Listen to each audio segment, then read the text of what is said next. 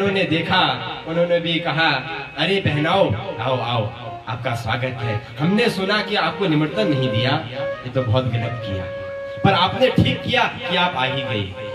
कुछ लोग ऐसे भी होते हैं। बहनों ने ऐसा कहा। माता सती को अपनी बहनों का भी ये स्वभाव बड़ा अटपटा लगता है। कहा, मुझे इसमें क्या लेना देना, मायके में सबसे ज्यादा महत्व होता है तो माँ का।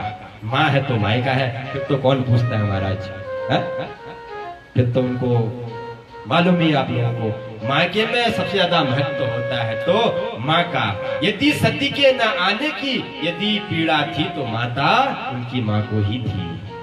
अरे न मेरा दामाद आया, न मेरी पुत्री आई, जब मेरी बेटी को इस यज्ञ के बारे में पता लगेगा उसके दिल में क्या बीतेगी। ये सोच ही रही थी कि इतने में जाते ही माता सती अंतर प्रवेश कर गई। माता ने जो जाकर के बड़ा दिव्य और स्वागत किया। कहा, बेटी तू आ गई, अब मैं तेरे से क्या कहूं।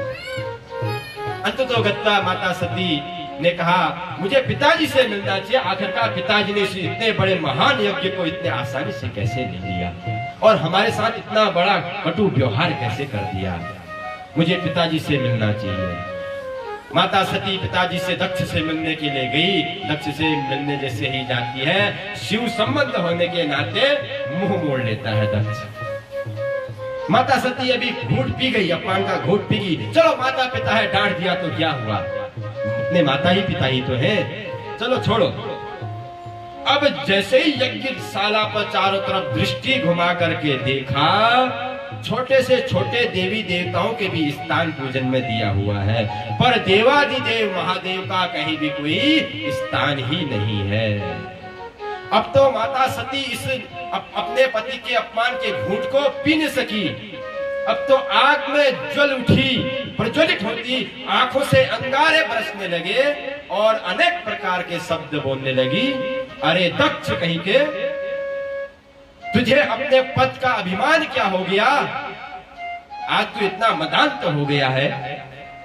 तुम मेरे पिताजी हो, चाहती तो मैं तुम्हारी जीभ काट लेती, तुम्हारी सदा के लिए बोलती बंद कर सकती थी, पर आप मेरे पिताजी हो इसलिए मैं आपका वध नहीं कर सकती हूँ। एक पति पिता स्त्री अपना अपमान सह सकती है, पर अपने पति देव का अपमान नहीं सहन कर सकती है। अनेक प्रकार के ज्वालाओं में धधक उठी और दक्ष को अनर्गल शब्द बोलने लगी। मानो आज ऐसा लगा चारों दिशाओं से अग्नि प्रज्वलित हो रही है।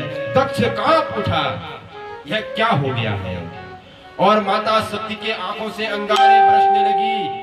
अरे आज ना तो मैं घर ही जा सकती हूँ, ना ही यहाँ रह सकती हूँ। जो मेरे भोलेनाथ का अपमान करता है, आज के साथ तेरे साथ भी कोई संबंध नहीं।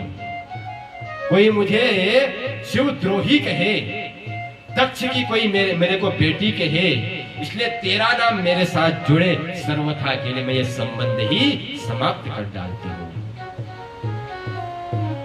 और जब मैं माइक ससुराल की ओर जाऊंगी, मेरे से मेरे भोलेनाथ कहेंगे, आओ दाक्षायणी, क्या स्वागत हुआ आपका मायके में। मैं जाकर के क्या अपना मुंह दिखाऊंगी।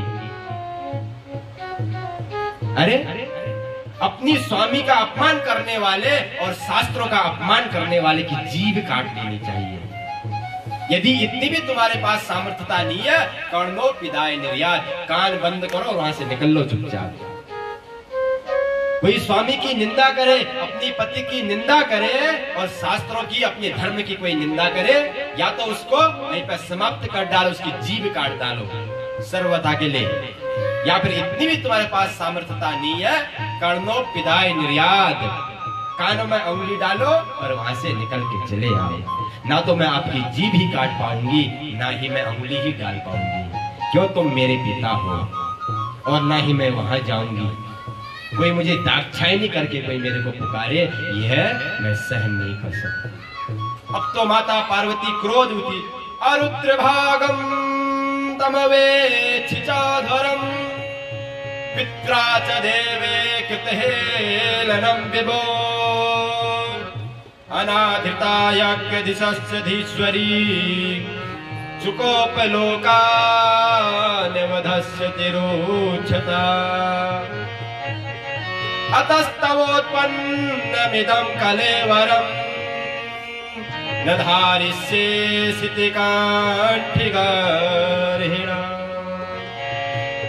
जग्धस्य मोहादिविशद्धिमन्धसो जुगप्सितस्योद्धरणं प्रचक्षते। भोलेनाथ का ध्यान करते ही कराल दिष्टो दृढग्निमूर्धः कपालिमाली वाति नविदो। भगवान भोलेनाथ का ध्यान करते ही माता सती ने अपना पांच भौतिक शरीर हवन कुंड में स्वाहा कर दिया। बोलो सती महारानी की जय।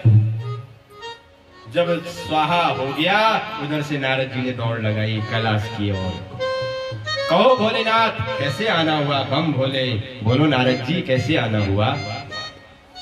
नारद जी ने कहा महाराज मैं आपके लिए माला झोली लाया हूँ। बोले मतलब? बोले मतलब वो है जैसे हम थे वैसे आपकी हो गई। मतलब क्या कहना चाहते हो? नारद जी बोले मतलब मैं यह कहना चाहता हूँ कि माता जी तो अपने पिताजी के प्रेम में मिलने के लिए गई पर उस दुष्ट पापी ने इतना बड़ा धक्का मारा हवन कुंड में ही जाके गिर गई। बोलो राधे राधे। अब तो शंकर जी को जैसे ही सुना कि सती का देह जग कर चुकी है तुरंत शंकर जी को भी क्रोध आ गया। कराल दिष्टो दृढग्निमूर्धः कपालमाली क्रोधता। शंकर जी क्रोध में भर गए और तुरंत एक जटा उखाड़ी, जटा उठा के नीचे पटक दी। उससे एक बड़ा दिव्य प्रकट हो गया जिसका नाम हुआ वीरभद्र। बोलो वीरभद्र भगवान की जय। और भगवान शंकर ने कहा हो वीर ते भद्रम, अरे वीर जाओ तेरा कल्याण हो। बोला किम भूमि? भगवान भोलेनाथ बोले दक्षम सयज्ञम जही, जाओ दक्ष सहित यज्ञ को तहस नहस कर डालो। इतना वीरभद्र भगवान को आदेश मिलते ही वीरभद्र भगवान चल